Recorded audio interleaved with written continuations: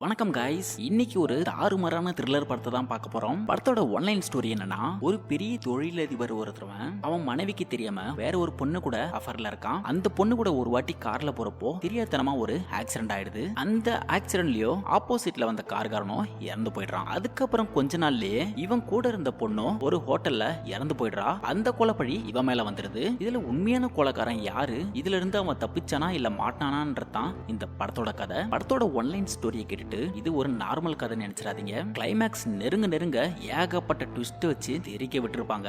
சரி வாங்க கைஸ், என்னோட சேர்ந்து படத்தை பார்க்க ஆரம்பிக்கலாம். அதுக்கு முன்னாடி நீங்க நம்மளோட சேனலை சப்ஸ்கிரைப் பண்ணி பக்கத்துல இருக்கிற பெல் ஐகானை தட்டி விடுங்க. அப்பதான் நான் உங்களுக்காக அப்லோட் பண்ற ஒவ்வொரு மூவியும் உங்களுக்கு உடனே வந்து சேரும். கதையோட ஓப்பனிங்ல ஒரு லேடி ஒருத்தரோட போய் மீட் பண்றாங்க.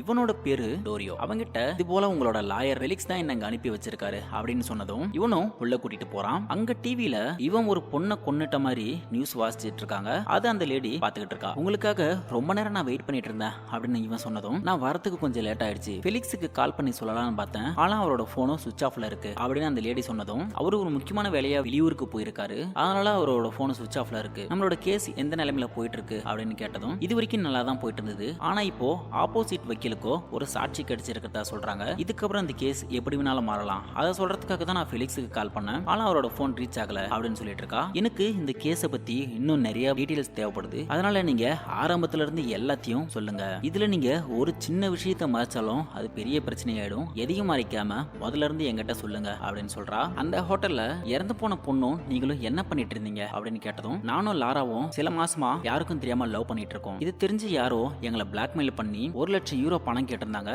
அதை எடுத்துட்டு போயிட்டு அவங்களுக்காக அங்க வெயிட் பண்ணிட்டு இருந்தோம் அப்படின்னு சொல்றான். உங்க மொபைல்ல ஒரு மெசேஜ் இருக்கு இல்லையா, அதுக்கான விளக்கத்தை கொஞ்சம் சொல்றீங்களா அப்படின்னு கேட்டதும், இவங்க ரெண்டு பேரும் பணத்தை எடுத்துட்டு போயிட்டு அந்த ஹோட்டல்ல ரொம்ப நேரம் வெயிட் பண்ணிருக்காங்க. அப்ப இவனுக்கு ஏதோ ஒரு மெசேஜ் வந்திருக்கு. அதை பார்த்துட்டு இவன் சைலண்டா இருந்ததும், லாரான்ற பொண்ணு வந்துட்டு இவங்கிட்ட கேக்குறா என்ன ஆச்சுன்னு கேட்டதும், இவளோட போனு அவங்க கையில இருக்கு போல, அதுல இருந்து எனக்கு மெசேஜ் பண்றாங்க அப்படின்னு சொன்னதும், இது ஏதோ ட்ராப் மாதிரி தெரியுது, நாம இங்க இருக்க வேணாம், உடனே வா அங்க இருந்து கிளம்பி போலான்னு சொல்லிட்டு அங்க இருந்து கிளம்புறாங்க. இவன் போயிட்டு பணப்பெட்டி எடுத்துட்டு வந்து கண்ணாடி முன்னாடி நின்னு கோட்டு மாட்டிக்கிட்டு இருக்கான். சடனா இவனோட பின்னாடி யாரோ நிக்கிறாங்க.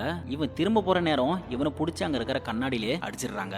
இவனும் மயக்கம் போட்டு கீழே விழுந்துடுறான். கொஞ்ச நேரம் கழிச்சு மயக்க தெளிஞ்சு பார்க்கும்போது யாரோ கதவு தட்டுற சத்தம் கேக்குது. அதை கேட்டு எழுந்து வந்து கதவு திறக்கிறதுக்காக வரான். அப்போ அங்க கீழே ஒரு சின்னதா சிலை மாதிரி ஒண்ணு கிடக்குது. அதை எடுத்து பார்த்தா அதுல கொஞ்சம் ரத்தம் இருக்குது. கதவு தட்டிட்டு இருந்தது யாருன்னு பார்த்தா போலீஸ்காரங்க தான் போல. அந்த ரூம்ல இருந்து ஏதோ சத்தம் வந்திருக்குது. அதை கேட்டு அங்க இருக்கவங்க கால் பண்ணிருக்காங்க. போலீஸ்காரங்க ரொம்ப நேரம் கதவு தட்டி திறக்காததால அங்க இருக்கிற மாஸ்டர் கீயை வச்சு அந்த ரூமை ஓபன் பண்றாங்க. இவனும் உள்ள இருந்து அப்படியே கவனிக்கிறான். ஒரு ரூம்ல அந்த லாரா விழுந்து கிடக்குறா. அவன் கொண்டு வந்த பணம் எல்லாமே அங்க செதறி கிடக்குது. போலீஸ்காரங்களோ டோரை ஓபன் பண்றாங்க. உள்ள சங்கிலி போட்டு லாக் ஆயிருக்குது. இவன் ஓடி போயிட்டு லாராவை பாக்குறான். அவளும் அங்க செத்து கிடக்குறா. போலீஸ்காரங்களோ கதவை உடைச்சிட்டு உள்ள வராங்க. இவன் லாராவை கட்டி பிடிச்சி அழுதுட்டு கிடக்குறான். உடனே அவனை அங்க இருந்து அரெஸ்ட் பண்றாங்க. அவனும் எவ்வளவு சொல்றான், இந்த ரூம்ல வேற யாரோ இருக்காங்க, நான் பார்த்தேன் அப்படின்னு கத்திக்கிட்டு இருக்கான். அது எதையும் கேட்டுக்காம போலீஸ்காரங்க இவனை அரெஸ்ட் பண்ணி அங்க இருந்து கூட்டிட்டு போறாங்க அப்படின்னு இவன் அழுதுகிட்டே அதை சொல்லி முடிக்கிறான். அந்த லாயரோ போலீஸ்காரங்க என்ன சொல்லிருக்காங்கன்னா, உங்களோட ரூம்ல இருந்து ஏதோ சத்தம் கேட்டிருக்குது, ஆனா ரூம்ல இருந்து யாரும் வெளியே வரல, உங்களோட ரூமோ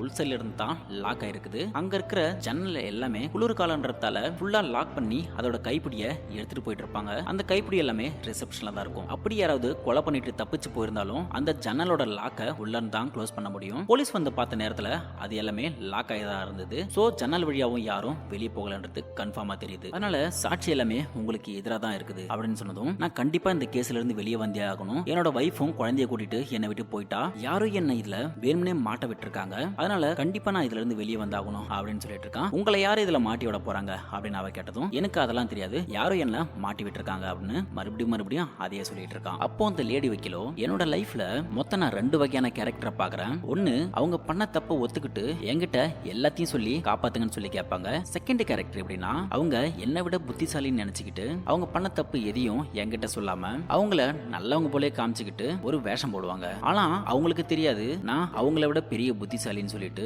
நீங்க அந்த செகண்ட் கேரக்டர் தான், நீங்க எதையுமே என்கிட்ட மறைக்காம உண்மையை சொன்னா மட்டும்தான் என்னால உங்களை காப்பாற்ற முடியும் அப்படின்னு சொல்லிட்டு இருக்கா. அப்போ அங்க ஒரு நியூஸ் பேப்பர் எடுத்து போட்டு, இந்த கொலைக்கும் உங்களுக்கும் என்ன சம்பந்தம் அப்படின்னு கேக்குறா. அப்பதான் அவன் எல்லாத்தையும் சொல்ல ஆரம்பிக்கிறான். ஒரு வாட்டி இவன் வைஃப் கிட்ட வெளியூருக்கு வேலை விஷயமா போறேன்னு போய் சொல்லிட்டு அந்த லாரான்ற பொண்ணை கூட்டிக்கிட்டு ஒரு ஹோட்டல்ல தங்கி இருப்பான். அங்கிருந்து இவங்க 2 பேரும் ரிட்டர்ன் வீட்டுக்கு கிளம்பி வந்துகிட்டு இருக்கப்போ ஒரு மலைப்பாதை வழியா வந்துகிட்டு இருக்காங்க. அவ கையில ஒரு கேமரா இருக்கு. அதை வச்சு நிறைய போட்டோஸ் எல்லாம் எடுத்துட்டு இருக்கா. இவங்க இதுக்கு முன்னாடி எடுத்த போட்டோஸ் எல்லாத்தையும் பாத்துக்கிட்டே போயிட்டு இருக்கா. லாரான்ற பொண்ணு பார்த்துக்கிட்ட இவனும் நம்ம பண்றது என்னவோ தப்பு மாதிரி எனக்கு ஃபீல் ஆகுது, நம்மளோட ரிலேஷன்ஷிப்பை இதோட முடிச்சுக்கலாம் அப்படின்னு சொல்லிட்டு இருக்கான். இவ்வளோ உனக்கு உன்னோட வைஃபை டைவர்ஸ் பண்ற மாதிரி ஐடியா இருக்கா அப்படின்னு கேட்டதும் அப்படிலாம் கிடையாது, நான் என்னோட வைஃபை ரொம்ப லவ் பண்றேன் அப்படின்னு சொல்றான். எனக்கும் என்னோட ஹஸ்பண்டை விட்டு வர மாதிரி ஐடியா கிடையாது, நம்ம 2 பேரோட லைஃபை நல்லபடியா வாழ்ந்துகிட்டு இருக்கோம், இதுல என்ன தப்பு இருக்கு அப்படின்னு சொல்லி இவ பேசிக்கிட்டு இருக்கா. குறுக்க ஒரு மான் வந்துருது, அது மேல மோதிடக்கூடாதுன்னு காரை வளைச்சதும் ஆப்போசிட்ல இன்னொரு கார் வந்துட்டு இருக்குது, அது மேல மோதி பெரிய ஆக்சிடென்ட் ஆயிடுது. காரை விட்டு வெளியே வந்து பார்த்தா இவங்க 2 பேருக்கும் எதுவும் ஆகல. சரி, அந்த கார்ல இருக்கவங்களுக்கு ஏதாச்சும் ஆகிடுச்சான்னு சொல்லிட்டு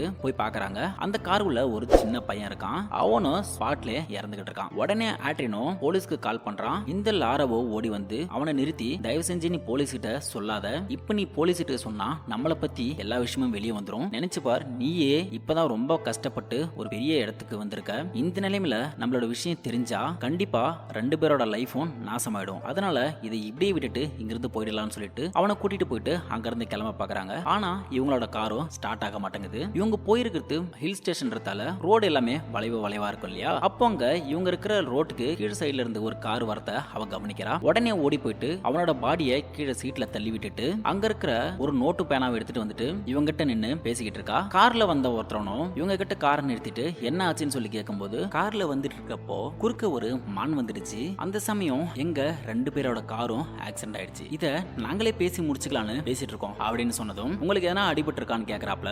இல்ல அப்படிலாம் எதுவும் இல்ல, நாங்க நல்லா தான் இருக்கோம், நாங்க பேசி முடிச்சுக்கிறோம், நீங்க போங்க அப்படின்றாங்க. அந்த சமயம் அந்த கார்ல செத்து போனான் இல்லையா, அவனோட போன் அடிக்குது. வேகமா ஓடி போயிட்டு அந்த போன் எடுத்து கட் பண்ணி விட்டுட்டு பேசுற மாதிரியே ஆக்டிங் கொடுக்குறா. கார்ல வந்தவனும் இவங்கிட்ட எதுவும் பிரச்சனை இல்ல அப்படின்னு பேசிட்டு அங்கிருந்து போறான். அப்பதான் அவ கவனிக்கிறா, அந்த கார்ல இருந்து ரத்தம் லீக் ஆயிட்டு இருக்குது, அதை மறைச்சு நின்னபடியே பேசுற மாதிரி நடிச்சுட்டு இருக்கா. இவனும் பக்கத்துல வந்து பேசிட்டு அங்கிருந்து கிளம்பி போறான். இப்போ ஆட்ரினோ அவன் இந்த பாடியை பாத்துறான் தானே அப்படின்னு சொல்லிட்டு பதறி போய் வந்து கேட்டுட்டு இருக்கான். இவ்வளோ அவன் எதையும் பார்க்கல. ஆனா இப்போ நம்ம இதை இப்படியே விட்டுட்டு போக முடியாது, நாளைக்கு இது வெளியே தெரிஞ்சா அவன் நம்மள பார்த்துட்டான், கண்டிப்பா நம்மள காட்டி கொடுத்துருவான், அதனால இதை நம்ம உடனேங்கிறது மறைச்சாகணும் அப்படின்னு சொல்றா. இந்த பாடி எடுத்து அதே காரோட பின்னாடி டிக்கில போட்டுட்டு அவங்கிட்ட இந்த காரை எடுத்துட்டு போயிட்டு எங்கேயாவது விட்டுட்டு வந்துட்டு நான் ஒரு மெக்கானிக்க வர வச்சு இந்த காரை சரி பண்ணி எடுத்துட்டு வந்து உன்னை பிக்கப் பண்ணிக்கிறேன் அப்படின்னு சொல்றா. அவன் அங்க இருந்து அந்த காரை எடுத்துட்டு கிளம்பி போறான். அந்த லாயரோ அந்த காரை என்னதான்டா பண்ண அப்படின்னு கேட்டதும் அவன் அந்த காரை ஒரு பெரிய டேமுக்கு எடுத்துட்டு போயிருக்கான். அங்கிருந்து காட்டு வழியா போயிட்டு தண்ணி கிட்ட போய் அந்த காரை தள்ளி விட பார்த்திருக்கான். அந்த சமயம் அங்க ஏதோ சத்தம் கேக்குது, என்னடான்னு சொல்லி பார்த்தா அந்த இடத்துல ஒரு மான் நின்னுட்டு இருக்கு. உன்னால தாண்டி எல்லாமே அப்படின்னு நினைச்சுக்கிட்டு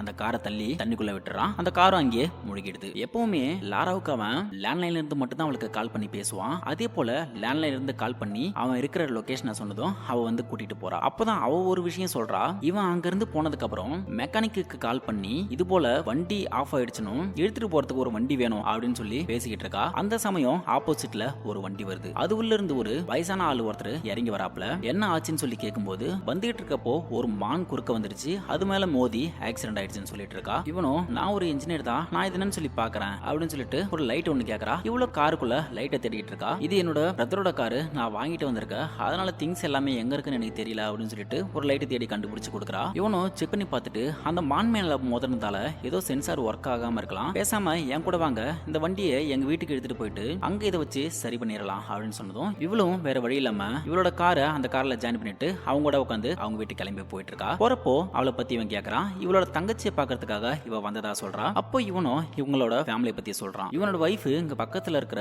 ஒரு ஹோட்டல்ல வேலை செஞ்சதாவும், நீங்க என்ன வேலை செய்றீங்க அப்படின்னு கேட்டதும், நான் ஒரு சொந்தமா ஒரு ஸ்டுடியோ வச்சிருக்கேன் அப்படின்னு இவ சொல்லிட்டு இருக்கா. ஸ்டுடியோன்னு தான் ஞாபகம் வருது, நானும் என்னோட வைஃபும் காலேஜ் டைம்ல ஒரு நாடக கம்பெனில இருந்தோம், அங்க நாங்க லவ் பண்ணி தான் கல்யாணம் பண்ணிக்கிட்டோம் அப்படின்னு சொல்லிட்டு இருக்கான். நேரா வீட்டுக்கு போனதும் அவனோட வைஃப்க்கு இன்ட்ரோடியூஸ் பண்ணி வைக்கிறான். நீங்க போயிட்டு உள்ள ஃப்ரெஷ் ஆகிட்டு இருங்க, நான் காரை சரி பண்ணி வைக்கிறேன் அப்படின்னு சொல்லிட்டு உள்ள அனுப்பி விடுறான். உள்ள போனவளோ மூஞ்செல்லாம் கழுவிட்டு வந்துட்டு டீ கொடுக்குறாங்க, அதை குடிச்சிட்டு உட்காந்துருக்கா. அங்க இவன் அந்த காரை சரி பண்ணிட்டு இருக்கான். அந்த காருக்குள்ள ஒரு கோல்டு கலர் லைட் ஒன்னு இருக்கு, அதை இவன் கவனிக்கிறான். லாரா கிட்ட அந்த லேடியோ உங்களுக்கு குழந்தை இருக்கா அப்படின்னு சொல்லி கேட்டதும், எனக்கு இது வரைக்கும் குழந்தைலாம் எதுவும் கிடையாது, என் ஹஸ்பண்டுக்கு விருப்பம் தான், ஆனா எனக்கு இதுல விருப்பம் கிடையாது அப்படின்னு பேசிட்டு இருக்கா. அப்ப அந்த லேடிக்கோ ஒரு போன் அடிக்குது. இவ்வளோ எனக்கு ஒரு பையன் இருக்கான், அவனோட பேரு டேனியல் அப்படின்னு சொல்லிட்டு போட்டோவை எடுத்து கொடுத்துட்டு அந்த போன் பேசுறதுக்காக அங்க இருந்து மூவ் பண்ணி போறா. இப்பதான் இவளுக்கு அந்த போட்டோவை பார்த்ததும் தூக்கி வாரி போடுது. கார்ல ஒரு சின்ன பையனை இடிச்சு கொண்டாங்க இல்லையா, அந்த பையனோட போட்டோ தான் இங்க இருக்குது. இப்பதான் புரியுது இவளுக்கு இது இந்த பையனோட அப்பா அம்மான்னு சொல்லிட்டு. இவளுக்கோ ஒரு நிமிஷம் தூக்கி வாரி போடுது, என்ன பண்றதுன்னே தெரியாம முடிச்சுக்கிட்டு இருக்கா. உடனே அந்த வயசானவரோ வந்து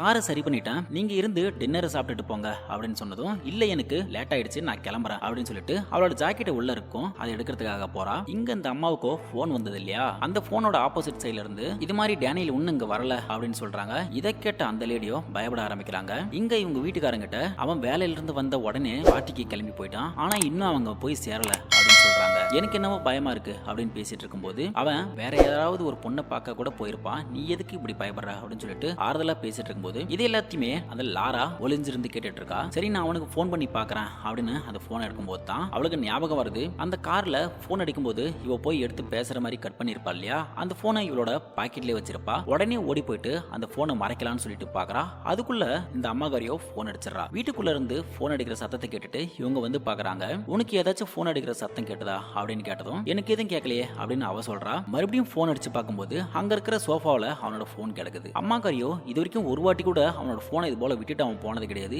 எனக்கு என்னவோ சந்தேகமா இருக்குது அப்படின்னு பேசிக்கிட்டு இருக்கா. அவன் ஏதாச்சும் ஒரு அவசரத்துல போனை விட்டுட்டு போயிருப்பான் அப்படின்னு அப்பன் சொன்னதும் சரி எனக்கு முக்கியமான வேலை இருக்கு நான் கிளம்புறேன் அப்படின்னு லாரா சொல்லிட்டு அங்க இருந்து கிளம்புறா. காருக்குள்ள போயிட்டு உட்காந்துட்டு டிரைவர் சீட்ல உட்காந்து சீட்டை அட்ஜஸ்ட்மெண்ட் பண்ணிட்டு காரை எடுத்துட்டு அங்க இருந்து கிளம்புறா. இத அவங்க ரெண்டு பேரும் பார்த்துட்டு அவளை வழி அனுப்பி வைக்கிறாங்க. இதெல்லாம் அவ சொல்லி முடிச்சதும் அடுத்த நாள் அவனோட காரை எடுத்துட்டு போயிட்டு பழைய கைலாங்கடையில போட்டு பார்ட்டா பிரிச்சு அடையாளம் தெரியாம ஆக்கிறான். அதுக்கப்புறம் காரை கொண்டு போயிட்டு ஒரு பார்க்கிங் ஏரியால விட்டுட்டு வெளியூருக்கு வேலை விஷயமா போனதுக்கு அப்புறம் ரிட்டர்ன் வந்து பார்த்ததுக்கு அப்புறம் இவனோட காரை காணோம் அப்படின்னு சொல்லிட்டு போலீஸ்ல போயிட்டு கம்ப்ளைண்ட் கொடுத்திருப்பான். இவங்களும் அதுக்கப்புறம் இனிமேல் நம்ம மீட் பண்ணிக்க வேணாம் அப்படின்னு சொல்லிட்டு ஒருத்தருக்கு ஒருத்தர் பிரிஞ்சு போயிருப்பாங்க. அதுக்கப்புறம் ஒரு நாள் அவன் டிவில பார்த்துட்டு இருக்கான். இறந்து போன டேனியல் இருக்கான் இல்லையா, அவனோட அப்பா அம்மா இவனை காணான்னு சொல்லிட்டு போலீஸ்ல கம்ப்ளைண்ட் பண்ணிருக்காங்க. அந்த மலை ரோட்ல எங்கேயாச்சும் வண்டி ஆக்சிடென்ட் ஆயிருக்கா நடக்குதான்னு சொல்லிட்டு மத்த போலீஸ்காரங்களும் தேடிட்டு இருக்காங்க. இதை எல்லாத்தையும் டிவில இவன் பாத்துக்கிட்டு இருக்கான். இதெல்லாம் இவன் சொல்லி முடிச்சதும் இந்த வக்கீலுக்கு ஒரு போன் வருது. என்ன ஆச்சு அப்படின்னு சொல்லி கேட்டதும் அந்த ஆப்போசிட் வக்கீல் கிட்ட ஒரு சாட்சி இருக்குன்னு சொன்னாங்க இல்லையா, அந்த சாட்சியை கோர்ட்டுக்கு கூட்டிட்டு போயிட்டாங்க அப்படின்னு சொன்னதும் நான் உடனே உன்னோட சீனியர் ஃபெலிக்ஸ் கிட்ட பேசணும் அப்படின்னு இவன் சொல்றான். ஃபெலிக்ஸ்க்கோ கால் பண்ணி நீங்க அனுப்புன வக்கீல் இங்க வந்திருக்காங்க, அவங்க கிட்ட தான் பேசிட்டு இருக்கேன் அப்படின்னு சொன்னதும் அந்த ஃபெலிக்ஸோ இவங்க கிட்ட பேசுறான். சரி அவன் கொடுக்குற ஸ்டேட்மெண்ட் எல்லாத்தையும் நீ எழுதிக்கோ, அதை எனக்கு 2 மணி நேரத்துக்குள்ள ஃபார்வர்ட் பண்று அப்படின்னு சொல்லிட்டு போனை வச்சிடறான். என்ன சொன்னாப்ல அப்படின்னு சொல்லி கேட்டதும் ஒன்னும் பிரச்சனை இல்ல, எல்லாமே நம்ம கண்ட்ரோலா தான் இருக்குன்னு சொல்லிட்டு சரி நீ மேற்கொண்டு சொல்லு அப்படிங்கிறா. அதுக்கப்புறம் ஒரு நாள் இவனோட கம்பெனில இவனுக்கு ஒரு பெரிய ப்ராஜெக்ட் ஒன்னு ஓகே இருந்தது. அந்த சமயத்துல போலீஸ்காரங்க இவனை பாக்குறதுக்காக இவனோட கம்பெனிக்கு வந்திருக்காங்க. அவங்க இவங்கிட்ட ஒரு சில போட்டோஸ் எல்லாம் காமிச்சு கொஞ்ச நாளுக்கு முன்னாடி இது போல ஒரு இடத்துல ஆக்சிடென்ட் ஆயிருக்குது, அங்க ஒரு பொண்ணு அவ வந்த காரை மான மேல மோதிரந்தாவும் அத அந்த ஏரியால இருக்கிற ஒருத்தர் அவரோட வீட்டுக்கு எடுத்துட்டு போயிட்டு சரி பண்ணி கொடுத்ததாவும் சொல்லிட்டு இருக்காப்ல. ஆனா அன்னையில இருந்தே அவரோட பையனையும் காணோம் அப்படின்னு சொல்றாரு. அந்த பொண்ணு மான மோதிரந்தா சொன்னாங்க இல்லையா, அந்த இடத்துல இருந்து இவரோட பையன் ஓட்டின கார் பீஸ் சிலதெல்லாம் கிடைச்சிருக்கு அப்படின்னு சொல்லிட்டு அந்த பொண்ணோட போட்டோவை எடுத்து காமிச்சு இவங்கள உங்களுக்கு தெரியுமா அப்படின்னு சொல்லிட்டு அந்த பொண்ணோட அடையாளம் அவர் சொல்லிருப்பாப்ல. அதை வச்சு வரைஞ்சி அந்த போட்டோவை இவனுக்கு காமிச்சு இவ்வளவு உங்களுக்கு தெரியுமா அப்படின்னு சொல்லி கேக்குறாங்க. இவனும் தெரியாதுன்னு சொல்றான். அந்த பொண்ணு அங்க இருந்து காரை எடுத்துட்டு போறப்போ அந்த வண்டி நம்பரை நோட் பண்ணிருப்பா. அந்த வண்டி நம்பரை வச்சு செக் பண்ணி பாக்குறப்போ அந்த காரு உங்களோட பேர்ல இருக்குன்றது எங்களுக்கு தெரிஞ்சது, அதனாலதான் உங்கள்கிட்ட விசாரணைக்கு வந்திருக்கோம் அப்படின்னு சொல்றான். இவனோட வக்கீலோ அன்னைக்கு என்னோட கிளையண்ட் இந்த ஊர்லயே கிடையாது, அவர் வெளியூர்ல இருந்ததுக்கான டாக்குமெண்ட்லாம் இதுல இருக்குது, அந்த வண்டி காணாம போயிடுச்சுன்னு ஆல்ரெடி கம்ப்ளைண்ட்டும் கொடுத்திருக்காப்ல அப்படின்னு சொன்னதும் போலீஸ்காரங்க அரைகுறையா நம்பிட்டு அங்க இருந்து கிளம்பி போயிடுறாங்க. அதுக்கப்புறம் அந்த வக்கீலோ அவனை மேல கூட்டிட்டு போயிட்டு என்னதாண்டா நடந்தது, நீ ஏன் இவ்வளவு பதற, என்கிட்ட உண்மையா சொல்லு அப்படின்னு சொன்னதும் இவனோ நானும் இன்னொரு பொண்ணும் அஃபேர்ல இருந்தோம், அந்த சமயத்துல இது போல நடந்துருச்சு, இந்த விஷயம் வெளியே தெரிஞ்சா அதோட என்னோட லைஃபே முடிஞ்சிரும் அப்படின்னு சொன்னதும் ஒன்னும் கவலைப்படாத நான் இதை பாத்துக்கிறேன்னு சொல்லிட்டு அவன் அங்க இருந்து கிளம்புறான். இதெல்லாம் அந்த வக்கீல் கிட்ட அவன் சொல்லி முடிச்சதும் அதுக்கப்புறம் நீ அவளுக்கு கான்டாக்ட் பண்ணி அலர்ட் பண்ணதானே அப்படின்னு கேட்டதும் இல்ல நான் அதுக்கப்புறம் கான்டாக்ட் பண்ணவே இல்லை அப்படின்னு இவன் சொல்றான். நீயே சொல்லியிருக்க லேண்ட்லைன்ல இருந்து தான் அவகிட்ட பேசுவேன்னு, அதை வச்சு நீ ஒரு லேண்ட்லைன்ல இருந்து அவகிட்ட பேசுறத சிசிடிவி வழியா நாங்க பாத்துட்டோம் அப்படின்னு சொல்லிட்டு இருக்கா. சரி சொல்லு எதுக்காக நீ அவங்க கிட்ட போன் பண்ணி பேசின அப்படின்னு கேட்டதும் இவன் ஒரு ரெஸ்டாரண்ட்ல இவனோட ஃபேமிலி கூட டைம் ஸ்பெண்ட் பண்ணிட்டு இருக்கப்போ டிவில சொல்றாங்க அந்த காணாம போனான் இல்லையா டேனியல், அவன் வேலை செய்யற பேங்க்ல இருந்து $1 லட்சம் திருடிட்டு போனதா நியூஸ்ல சொல்லிக்கிட்டு இருக்காங்க. இவன் காணாமலாம் போக கிடையாது, வேலை செய்யற பேங்க்ல இருந்தே பணத்தை திருடிட்டு போயிட்டான் அப்படின்னு சொன்னதை பார்த்தும் இவனுக்கு ஒரே அதிர்ச்சி ஆயிடுது. அதே பேங்க்ல தான் லாரா இருக்கா இல்லையா, அவளோட ஹஸ்பண்ட் வேலை செய்யறான். சோ இதுல அவளுக்கும் இதுக்கு என்ன சம்பந்தம் இருக்குன்னு சொல்லிட்டு அவளை மீட் பண்ணணும் அப்படின்னு சொல்லி தான் அவளை போன் பண்ணி வர வச்சிருப்பான். இவளும் ஒரு ரெஸ்டாரண்ட்டுக்கு வந்து வெயிட் பண்ணிட்டு இருப்பா. நீ என்னதான் பண்ணி வச்சிருக்க அப்படின்னு சொல்லி இவன் கேட்டதும் அன்னைக்கு அவனோட பாடிய கார்ல தூக்கி பின்னாடி போடுறப்போ அவனோட பர்ஸ் இவளுக்கு கிடைச்சிருக்கும், அது உள்ள அவனோட ஐடி கார்டு இருக்கிறதெல்லாம் இவ பார்த்திருப்பா. எப்பயாச்சும் நம்மளுக்கு இது தேவைப்படும் சொல்லிட்டு அதை இவ எடுத்து வச்சிருப்பா. இவளுக்கு ஆக்சிடென்ட் ஆனதுக்கு அப்புறம் ஒரு 2-3 நாள் இவளோட ஹஸ்பண்ட் வேலைக்கு போகாம வீட்டுல இருந்தே இருந்தே வேலை செஞ்சிருக்கான். ஒரு நாள் காலையில அவன் போயிட்டு குளிக்க போற சமயத்துல இவனோட ஆபீஸ் லேப்டாப் எடுத்து அவனோட ஐடி கார்டு வச்சு லாகின் பண்ணி அவனோட அக்கௌண்ட்டுக்கு அமௌண்ட்டை மாத்தி அவன் திருடன மாதிரி செட் பண்ணிட்டான் அப்படின்னு லாரா சொன்னதா இவகிட்ட சொல்லிட்டு இருக்கான். ஆனா இந்த வக்கீலோ அதை நம்புற மாதிரி இல்ல. அவ என்கிட்ட அப்படிதான் சொன்னான். ஒருவேளை அவ புருஷன்கிட்ட இந்த விஷயம் எல்லாத்தையும் சொல்லி அவன் கூட இவளுக்கு ஹெல்ப் பண்ணிருக்கலாம் அப்படின்னு இவன் சொல்லிட்டு இருக்கான். அதுக்கப்புறம் தப்பு மேல தப்பு பண்ணிட்டு போயிட்டு இருக்க அப்படின்னு இவன் சொன்னதும், தேவையில்லாம நீ போலீஸ் வர வைக்காம இருந்தா இந்த அளவுக்கு நான் பண்ணிருக்கவே மாட்டேன் அப்படின்னு இவ சொன்னதும், நான் ஒன்னும் போலீஸை வர வைக்கல, போலீஸ் தான் என்ன தேடி வந்தாங்க, தேவையில்லாம நீ என்னை மிரட்டுற வேலை வச்சுக்காத அப்படின்னு இவன் சொன்னதும், நல்லா ஞாபகம் வச்சுக்கோ, ஒருவேளை நான் மாட்டேனா நீயும் நானும் அன்னைக்கு ஒன்னா இருந்த போட்டோஸ் எல்லாம் என்னோட கேமரால இருக்கு, அவளோட கேமரா வச்சு நிறைய போட்டோஸ் எல்லாம் எடுத்திருப்பா இல்லையா, அந்த போட்டோஸ் எல்லாம் நான் போலீஸ்ல காட்டி உன்னையும் மாட்டி விட்டுருவேன் அப்படின்னு சொல்லி மிரட்டி விட்டுட்டு அங்க இருந்து கிளம்பி போறா. அதுக்கப்புறம் இவன் ஒரு பெரிய ப்ராஜெக்ட் பண்ணிருப்பான் இல்லையா, அது பயங்கரமா சக்சஸ் ஆகி இந்த வருஷத்துக்கான பெஸ்ட் தொழில் இது பண்ற அவார்டு இவனுக்கு கொடுத்திருப்பாங்க. அந்த ஃபங்க்ஷன் நடந்துட்டு இருக்கப்போ அந்த டேனியல் இருக்கான் இல்லையா, அவனோட அப்பா வந்து இவனை மீட் பண்றான். தனியா பார்த்து பேசிக்கிட்டு இருக்கப்போ ஸ்டேஷன்ல போலீஸ் வாங்கிட்ட விசாரிக்கிறத நானும் என்னோட வைஃபும் பார்த்தோம். நாங்க போலீஸ் கிட்ட என் பையன் அன்னைக்கு போனை யூஸ் பண்ணிட்டு இருந்தான், அவன் போயிட்டு இருக்கப்போ அவனோட ஃப்ரெண்ட்ஸ் எல்லாம் கூட அவனுக்கு கால் பண்ணிருக்காங்க. அந்த லேடி வீட்டுக்கு வந்ததுக்கு அப்புறம் அந்த போனோ என்னோட வீட்டுக்கு வந்திருக்குது, அதனால கண்டிப்பா அந்த லேடி தான் அந்த போனை எங்க வீட்டுக்கு எடுத்துட்டு வந்திருப்பா அப்படின்னு என்னோட வைஃப் எவ்வளவு சொல்றாங்க. ஆனா அந்த போலீஸ்காரன் அதை கொஞ்சமும் கண்டுக்கல. நானும் அந்த போலீஸ் கிட்ட இந்த வேலையை கண்டிப்பா அவ மட்டும் பண்ணல, கூட இன்னொருத்தர் இருந்தாங்க. நான் எப்படி சொல்றேன்னா, என்னோட வீட்டுல காரை சரி பண்ணதுக்கு அப்புறம் அவ டிரைவர் சீட்ல உட்காந்து காரோட சீட்டை அட்ஜஸ்ட் பண்ணா. ஏன்னா இப்ப நம்ம காரை ஓட்டணும்னா நம்மளோட கம்ஃபர்டபிளுக்கு ஏத்த மாதிரி தான் சீட்டை அட்ஜஸ்ட் பண்ணி வைப்போம். சோ இவ இதுக்கு முன்னாடி அந்த காரை ஓட்டிட்டு வரல, இவ கூட காரை ஓட்டிட்டு வந்தது வேற ஒருத்தர். ஆக்சிடென்ட் ஆனதும் அந்த காரை எடுத்துட்டு அவர் அங்க இருந்து போயிட்டாப்ல. இவங்க காரு ஸ்டார்ட் ஆகாதால அங்கேயே உட்காந்துருந்தாங்க. நான் காரை ரெடி பண்ணதுக்கு அப்புறம் சீட் அட்ஜஸ்ட் பண்ணி போயிருக்காங்க. சோ இவரோட கூட இன்னொருத்தர் இருந்தான்றத கன்ஃபார்மா போலீஸ் கிட்ட சொல்றாங்க. போலீஸ் அதை இதையும் நம்பாம அடுத்து கொஞ்ச நாள்லயே இவனோட பையன் திருடிட்டான்னு சொல்லிட்டு போலீஸ் இவங்கிட்ட வந்து சொல்றாங்க. இதை கேட்டதும் அவளோட வைஃபுக்கு ரொம்ப உடம்பு சரியில்லாம போயிடுது. இதெல்லாம் வச்சு கண்டிப்பா இவன் தான் பணத்தை வச்சு இப்படி பண்ணிருப்பான் அப்படின்னு உனக்கு ஒரு சந்தேகம் வந்து இவனை ஃபாலோ பண்ணிருக்கான். அது போலவே ஒரு ரெஸ்டாரண்ட்ல லாராவும் இவனும் மீட் பண்றத இவனோட கேமரால போட்டோலாம் எடுத்து வச்சிருந்திருப்பான். இது எல்லா எவிடன்ஸும் கொண்டு போலீஸ்கிட்ட காமிச்சாலும் அங்கதான் வக்கீல் நான் பாத்துக்கிறேன்னு சொன்னான் இல்லையா, அதனால பணத்தை வச்சு இது எல்லாத்தையும் ஒண்ணு இல்லாம பண்ணிடுறான். என் பையன் எங்க என்னதான்டா பண்ண அப்படின்னு சொல்லி கேட்டதும், எனக்கும் இதுக்கும் எந்த சம்பந்தம் இல்ல அப்படின்னு அவன் சொல்லிட்டு இருக்கான். அப்ப அவரோ ஒரு சிகரெட் ஒண்ணு வாயில வச்சு லைட்டர் கேக்குறாப்ல, அவனும் அவனோட லைட்டரை எடுத்து கொடுக்குறான். இப்பதான் காமிக்கிறாங்க அந்த காருக்குள்ள ஒரு கோல்டு கலர் லைட்டர் இருந்துச்சு இல்லையா, அது இவனோட லைட்டர் தான். அதே மாதிரி இன்னொரு லைட்டரை இங்க இவனுக்கு எடுத்து கொடுத்ததும் இப்ப இவனும் கன்ஃபார்ம் பண்ணிடுறான். கன்ஃபார்ம் பண்ணிட்டு என் மவனை என்னதான்டா பண்ண அப்படின்னு சொல்லிட்டு இவன் கத்திட்டு இருக்கும் போதே அந்த இடத்துக்கு செக்யூரிட்டி எல்லாம் வந்து அவனை பிடிச்சி அங்க இருந்து எடுத்துட்டு போய் போலீஸ்ல பிடிச்சு கொடுத்துறாங்க. அதுக்கப்புறம் அந்த ஆளை நான் பார்க்கவே இல்லை அப்படின்னு வக்கீல்கிட்ட எல்லாத்தையும் நடந்தெல்லாம் சொல்லிட்டு இருக்கான். இந்த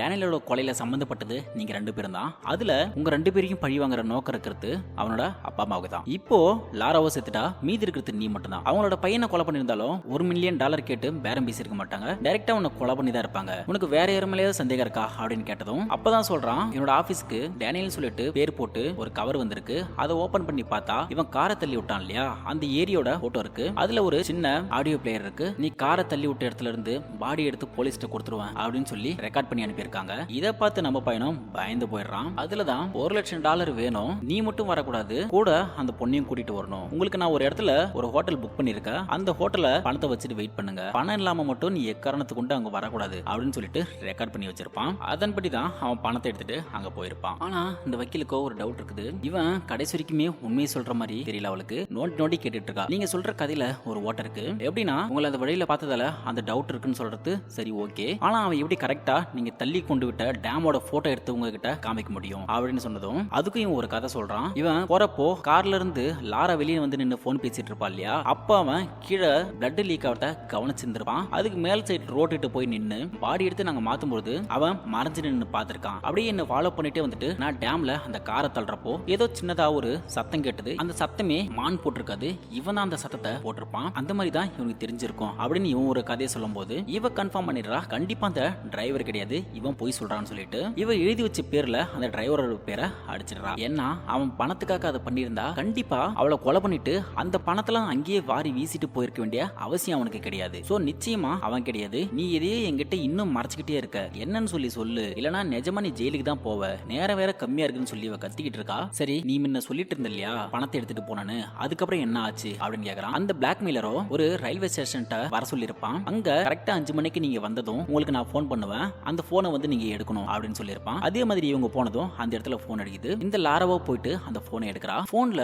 அந்த பிளாக்மெயிலரோ ஒரு ஹோட்டல் பேரை சொல்லி அந்த ஹோட்டல்ல உங்களுக்கு ஒரு ரூம் புக் பண்ணியிருக்கேன், உன்னோட உன்னோட போன் அங்க இருக்கிற குப்பை தொட்டியில போட்டுட்டு எதுவும் பேசாம அந்த ஹோட்டலுக்கு கிளம்பி போய் அந்த ரூம்ல வெயிட் பண்ணுங்க அப்படின்னு சொல்லிட்டு போனை வச்சிடறான். இவங்களும் அந்த ட்ரெயின்ல ஏறி அங்க இருந்து கிளம்பி போறாங்க. அங்க போயிட்டு அந்த ஆட்ரினோ லாராவை அனுப்பி நீ போயிட்டு அந்த ரூம்ல ஃபர்ஸ்ட் செக் பண்ணு, அதுக்கப்புறம் நான் வரேன் அப்படின்னு சொல்றான். இவ்வளோ போயிட்டு ரிசப்ஷன்ல ரூம் நம்பரை சொன்னதும் ஆட்ரினோட பேர்ல தான் அந்த ரூம் புக் பண்ணிருப்பாங்க. இவ்வளோ அந்த ஃபார்ம் எல்லாம் ஃபில் பண்ணிட்டு ரூம் கீயை வாங்கிட்டு அங்க இருந்து அந்த ரூமுக்கு போறா. போயிட்டு செக் பண்ணிட்டு எல்லாம் சேஃபா இருக்குன்னு சொல்லிட்டு அவனுக்கு சிக்னல் கொடுத்ததும் அவனும் மேல கிளம்பி வரான். இப்ப மேல வந்ததுக்கு அப்புறம் என்ன நடந்ததுன்னு அவன் ஆல்ரெடி சொல்லிட்டான் இல்லையா. அப்பதான் சொல்றா ஃபெலிக்ஸ் ஒரு மோசமான கிரிமினல் வக்கீல்ன்றது உங்களுக்கு தெரியும், அதனால அவரோ உங்களையும் லாராவையும் கொலை பண்றதுக்கான ஒரே மோட்டிவ் இருக்கிற ஆளு. சோ அவரை இதுல மாட்டி விடணும்ன்றதுக்காக பெரிய டாக்குமெண்ட்ரி ரெடி பண்ணிருக்காப்ல. அதுல ஒரு போட்டோவா காமிச்சிட்டு இருக்கா. இவனை அரெஸ்ட் பண்ணிட்டு வர போட்டோல ஒரு லேடி இருக்காங்க, அது டேனியலோட அம்மா தான். அவங்க இந்த ஹோட்டல்ல தான் வேலை செஞ்சிருக்காங்கன்ற மாதிரி அவங்களோட போட்டோ இதுல இருக்கு. இப்போ ஸ்டோரி என்னன்றத இந்த வக்கீல் சொல்றா. டேனியலோட அப்பா நீங்க ரயில்வே ஸ்டேஷன்ல இருக்கும்போது உங்களுக்கு போன் பண்ணி போனை குப்பத்தொட்டில போட சொல்லிட்டு உங்களை அங்க இருந்து ட்ரெயின் ஏறி கிளம்பி போக சொல்லிருப்பாரு. நீங்க போனதுக்கு அப்புறம் அந்த போனை எடுத்துட்டு ஆல்ரெடி டேனியலோட அம்மா தான் ஒர்க் பண்ணிட்டு இருக்காங்க,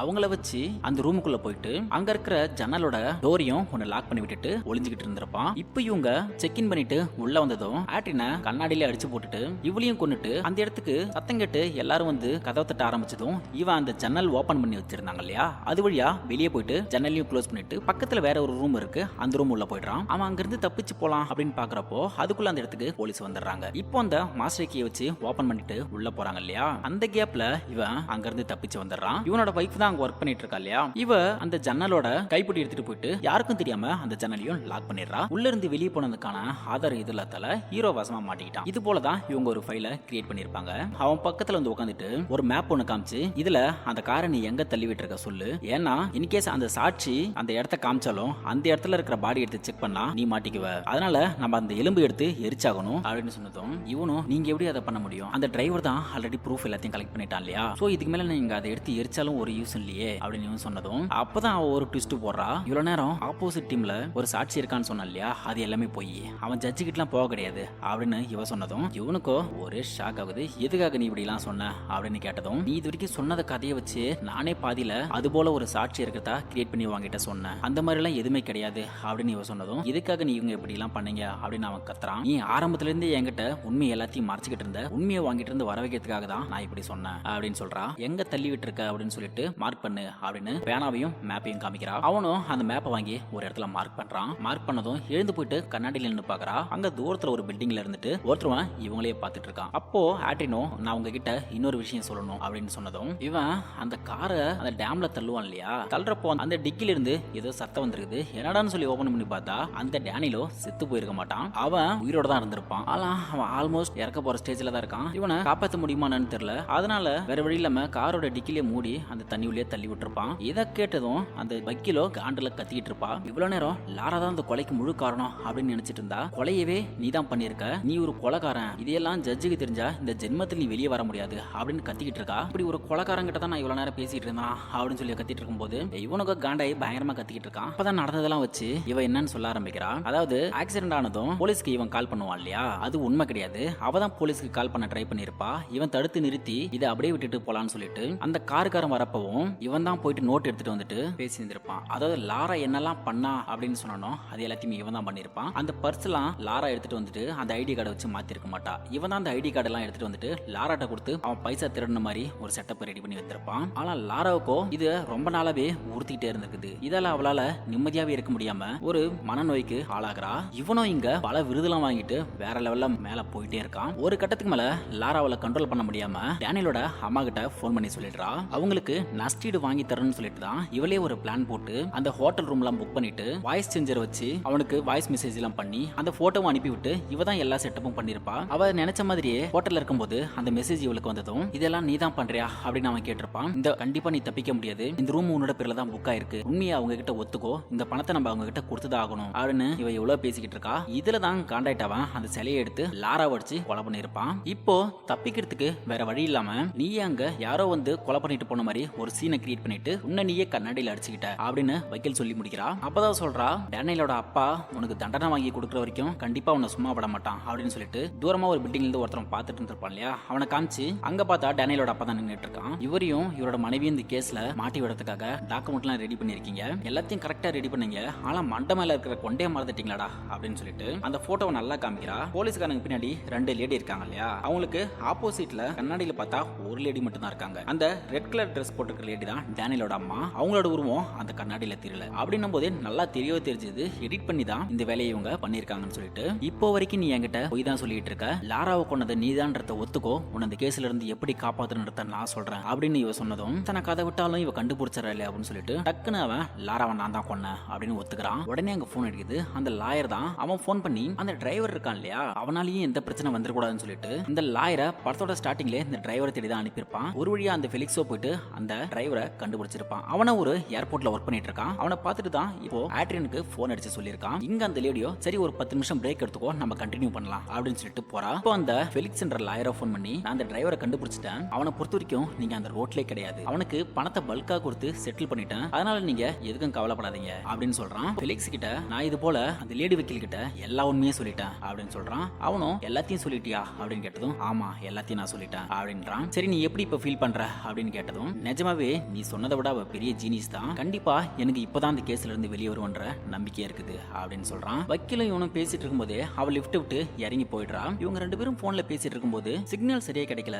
ஏதோ ஒரு சிக்னல் இவங்க பேசுறத டிஸ்டர்ப் பண்ணுது. என்னடான்னு சொல்லிட்டு இவனோட பாக்கெட்ல பார்த்தா ஒரு பென்னில இருந்து இங்க் எல்லாம் லீக் ஆயிருக்கும். அந்த பேனாவை எடுத்துட்டு போயிட்டு டேபிள்ல வைக்கிறான். நோட்ஸ் எல்லாம் எடுத்துருப்பாங்களே இவன் சொல்றத, அந்த நோட்ஸ் எல்லாம் பாக்குறான். ஒரு ஃபர்ஸ்ட் பேஜ்ல மட்டும் தான் அவங்க எழுதிருக்காங்க, மத்த பேஜ் எல்லாமே எம்டியா இருக்குது. இந்த நோட்ல எதுவுமே கிடையாது. அப்படி இருக்கும்போது எந்த நோட்ஸோட ரெஃபரன்ஸும் இல்லாம எப்படி இவங்க இந்த கேஸ பத்தி இந்த அளவுக்கு சொல்றாங்க அப்படின்னு யோசிச்சுட்டு இருக்கான். அங்க அந்த லேடி லாயரோ டேனியலோட அப்பா இருக்கான் இல்லையா, அவன் இருக்கிற ரூமுக்கு போறா. அவங்கிட்ட போயிட்டு அவன் மார்க் பண்ண அந்த மேப்பை அவங்கிட்ட கொடுக்குறா. அவனும் அப்படியே கட்டுப்பிடிக்கிறான். இங்க ஆட்ரினோ அந்த பேனா ஓபன் பண்ணி பார்த்தா அடியில மைக் செட் பண்ணி வச்சிருக்காங்க. இது எல்லாமே அந்த லேடி லாயரோட வேலை தான். இவ்வளவு நேரம் அவன் பேசுனது எல்லாமே இந்த ரூம்ல இருந்து டேனியலோட அப்பங்கார ரெக்கார்ட் பண்ணிட்டு இருந்திருக்கான். அந்த ஜன்னல்ல வந்து ஆட்ரின் எட்டி பார்க்கறான். ஆப்போசிட் பில்டிங்ல இருந்து லேடி வக்கீல நின்னுட்டு அவளோட மேக்கப்பை அப்பதான் கலைக்கிறா. இவன் ஸ்டார்டிங்லேயே சொல்லியிருப்பான் இல்லையா, ரெண்டு பேரும் நாடக கம்பெனில வேலை செஞ்சாங்கன்னு சொல்லிட்டு இந்த லேடி வக்கீல் மாதிரியே கெட்ட போட்டுட்டு வந்துட்டு படத்தோட ஸ்டார்டிங்ல இருந்து இவ்வளவு நேரம் வரைக்கும் டேனியலோட அம்மா தான் எல்லா உண்மையும் வர வச்சிருக்கா. இங்க அப்படியே அவளோட மேக்கப்பை கொஞ்சம் கொஞ்சமா கலைக்கிறா. அவன் அங்க ரொம்ப ஷாக்ல வாயை பொழுது பார்த்துட்டு இருக்கான். அப்ப யாரோ டோரோட பெல் அடிக்கிறாங்க. இங்க டேனியலோட அப்பனும் போலீஸ்க்கு போன் பண்றான். ஏன்னா இப்ப அவனுக்கு தேவையான எவிடன்ஸ் எல்லாமே கிடைச்சிருச்சு. அப்படியே போலீஸ்க்கு போன் பண்றான். அவன் போயிட்டு டோரை ஓபன் பண்றான். இப்பதான் அந்த உண்மையான லேடி லாயரோ இவனை வந்து மீட் பண்றாங்க. அவ்வளவுதாங்க இதோட இந்த படம் முடியுது. இந்த எல்லா வேலையும் இவன் பண்ணிட்டு தான் இன்னசென்ட் மாதிரி இவ்வளவு நேரம் இவன் நிறைய ஸ்டோரி உருவாக்கி அந்த லேடி லாயர்கிட்ட சொன்னான். ஆனா அவங்க அம்மா எல்லாத்தையும் இவன் வாயாலே வர வைக்கணுன்றதுக்காக இவ்வளவு நேரம் அந்த லாயர் கிட்ட போட்டு வந்துட்டு எல்லா உண்மையும் வாங்கிட்டு அவனுக்கு தண்டனை வாங்கி கொடுக்கறதுக்காக ரெடி ஆயிட்டாங்க. சரி ஓகே காய்ஸ், இந்த படம் உங்களுக்கு பிடிச்சிருக்குன்னு நான் நம்புறேன். இன்னொரு நல்ல படத்தோட உங்களை வந்து மீட் பண்றேன். போறதுக்கு முன்னாடி நீங்க நம்மளோட சேனலை சப்ஸ்கிரைப் பண்ணி பக்கத்துல இருக்க பெல் ஐகானை தட்டி விடுங்க. Thank you guys.